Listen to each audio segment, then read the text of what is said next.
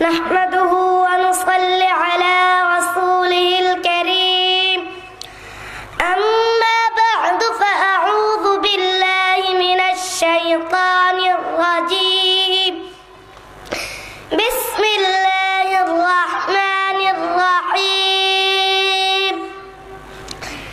اقرأ باسم ربك الذي خلق صدق الله المولانا العظيم وقال النبي صلى الله عليه وسلم خيركم من تعلم القرآن وعلمه أو كما قال عليه الصلاة والسلام সম্মানিত মুরব্বিয়ানে کرام যুবক ভাইরা তরুণ ভাইরা পর্দার আড়ালে আমার মা ও বোনেরা আমরা আজকে এই মাহফিল পে খুশি না বেজার খুশি যদি হয়ে থাকি মহান প্রভুর দরবারে শুকরিয়া জানাই বলি আলহামদুলিল্লাহ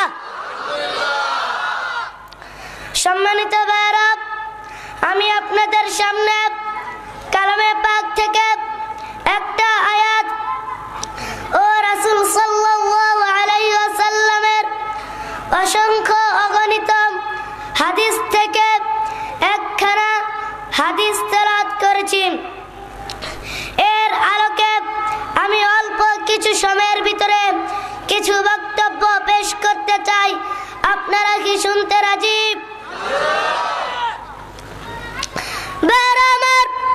আমরা আজকে রাস্তাঘাটে দোকানপাটে গাড়িতে বাড়িতে সমাজে দেশের সর্বস্তরে একটা শব্দ শুনতে পাই, তা হলো শিক্ষাই জাতির মেরুদণ্ড, শিক্ষাই জাতির প্রাণ।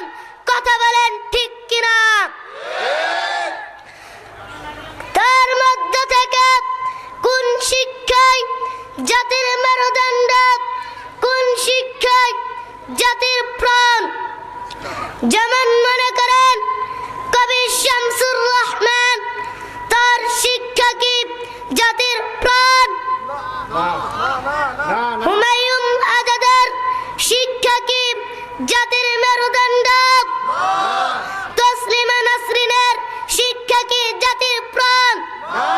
যে শিক্ষক আল্লাহর বিরুদ্ধে, নবীর বিরুদ্ধে, কোরআনের বিরুদ্ধে, হাদিসের বিরুদ্ধে, সাহাবা کرامের বিরুদ্ধে, আলেম উলামাদের বিরুদ্ধে, মসজিদ মাদ্রাসার বিরুদ্ধে, মুসলমানগণের বিরুদ্ধে চলে, সেটা কোনদিন জাতির মেরুদণ্ড হতে পারে না, পারে না, পারে না। কথা বলেন ঠিক কিনা?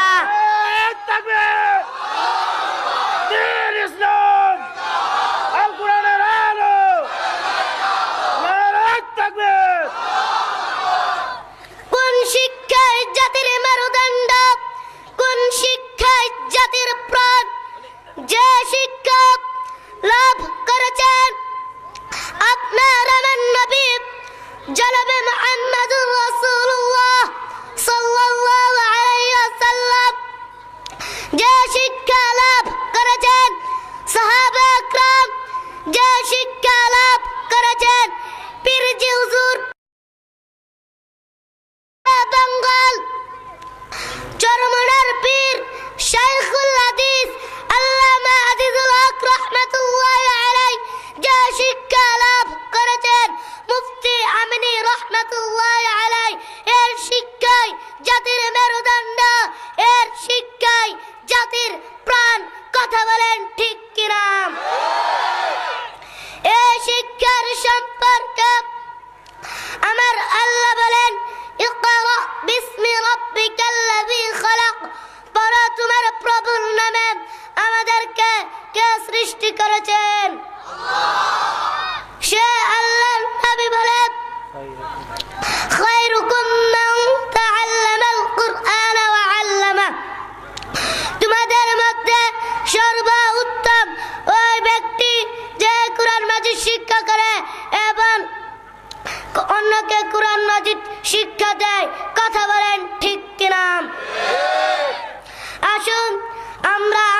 ছোট ছোট ছেলে মেয়েদেরকে, ছোট ছোট ভাই বোনদেরকে মাদ্রাসায় ভর্তি করি।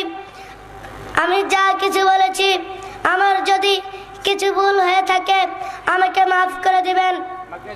আমি রসুলপুর বাইতুল কুরআন ইসলামিয়া মাদ্রাসার ছাত্র, আমার জন্য সকলে দোয়া করবেন।